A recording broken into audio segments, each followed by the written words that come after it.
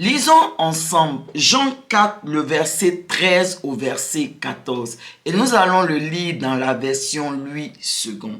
Jésus lui répondit, « Quiconque boit de cette eau aura encore soif, mais celui qui boira de l'eau que je lui donnerai n'aura jamais soif.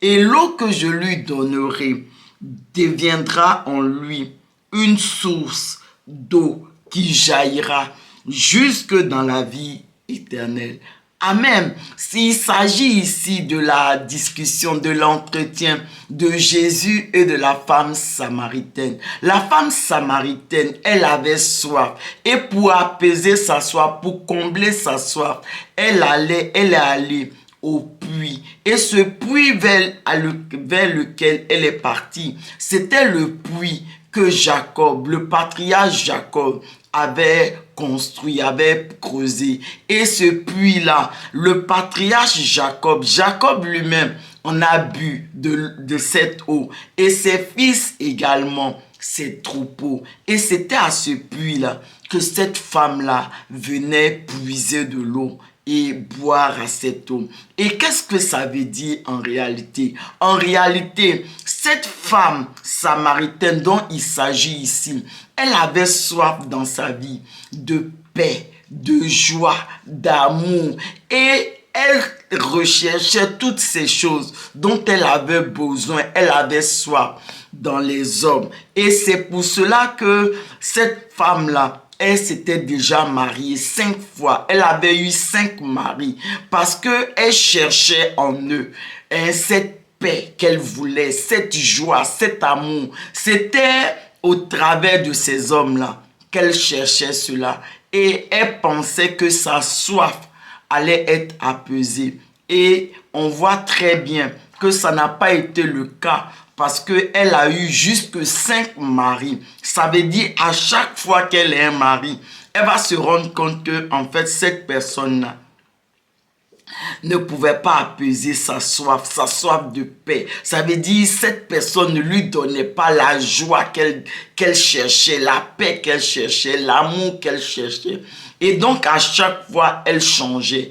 Et Jésus même lui dit qu'elle était avec un 6e homme, que cet homme-là n'était pas encore son mari. Et Jésus lui a dit que quiconque, ça veut dire les hommes, Jésus lui a expliqué que ce qu'elle cherchait, les hommes ne pouvaient pas lui donner cela. C'est pour ça que Jésus a dit, quiconque boira de cette eau aura encore soif. Ça veut dire la paix que les hommes vont te donner, la joie, l'amour et toutes ces choses ne réussiront point à apaiser ta soif. Il n'y a que Jésus lui seul qui peut apaiser cette soif de paix, de joie, d'amour. Ça veut dire, bref, tout ce que nous désirons, nous recherchons. Les hommes ne peuvent pas combler cela. Le monde ne peut pas combler cela. C'est seul notre Dieu, seul Jésus pouvait la combler. Et Jésus dit que si nous venons à lui, si nous avons soif de lui, et si nous venons à lui, il va nous donner cette eau, cette paix que nous voulons, cette joie que nous cherchons, cet amour que nous désirons, toutes ces choses que nous désirons. Jésus va nous les communiquer. Et Jésus nous les communique au travers du Saint-Esprit. Parce que Jésus a dit, mais celui qui boira de l'eau que je lui donnerai n'aura jamais soif.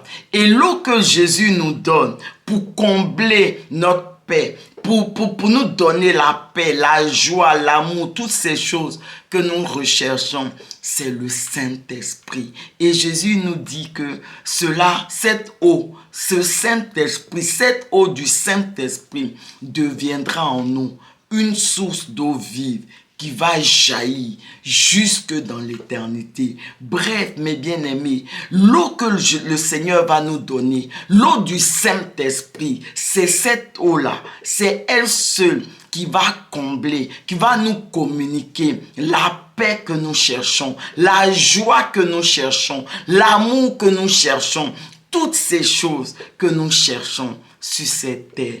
Il n'y a que le Saint-Esprit qui nous communique cela. Et c'est cette eau du Saint-Esprit que Jésus nous donne. Et Jésus nous dit que cette eau, elle va devenir en nous une source d'eau qui va jaillir jusque dans l'éternité. Je ne sais pas si vous comprenez, mais c'est pour dire que lorsque nous allons boire à l'eau que Jésus nous donne, nous allons vraiment être dans la paix, la joie, l'amour. Nous allons recevoir ces choses. Ça veut dire, même si autour de nous, notre environnement n'est pas favorable, notre environnement peut être difficile, mais nous aurons cette paix, cette joie, parce que cette paix, cette joie, cet amour, toutes ces choses que le Seigneur nous donne, Jésus nous donne au travers du Saint-Esprit. Et ce n'est pas quelque chose que notre environnement peut influencer, non. Ça ne dépend pas de notre environnement, mais ça dépend de Dieu lui-même. Donc, même si tout autour de nous est en train de s'ébranler, la paix que Dieu nous donne, la joie que Dieu nous donne, personne ne peut nous l'arracher. Et c'est ce que Jésus nous propose. Et c'est ce que notre Seigneur Jésus a également communiqué à cette femme samaritaine. Parce que après avoir parlé à notre Seigneur Jésus, l'histoire nous indique que cette femme, elle a couru dans toute la Samarie, en tout cas dans son environnement. Elle a commencé à crier pour dire aux gens, venez, venez, j'ai vu quelqu'un qui m'a expliqué mes problèmes. J'ai vu quelqu'un qui a abreuvé ma soif. Alors, vraiment, les gens ont couru. Les gens sont aussi venus au Seigneur. Et pour aussi, afin que le Seigneur apaise, abreuve leur soif. Et cette soif de Dieu, nous devons l'avoir continuellement. Continuellement. Nous devons être dans cette soif de Dieu. Nous ne devons pas seulement être assoiffés de Dieu aujourd'hui et puis demain ne pas être assoiffé. Non, c'est une soif qui doit être constante dans nos vies, de sorte que constamment nous puissions baigner dans la présence de Dieu, dans la présence de l'Esprit, parce que c'est seulement lorsque nous allons avoir soif de Dieu que Dieu va nous donner à boire. Il va nous donner l'eau du Saint-Esprit et nous serons constamment dans cette présence du Saint-Esprit. As-tu soif? Viens à Jésus.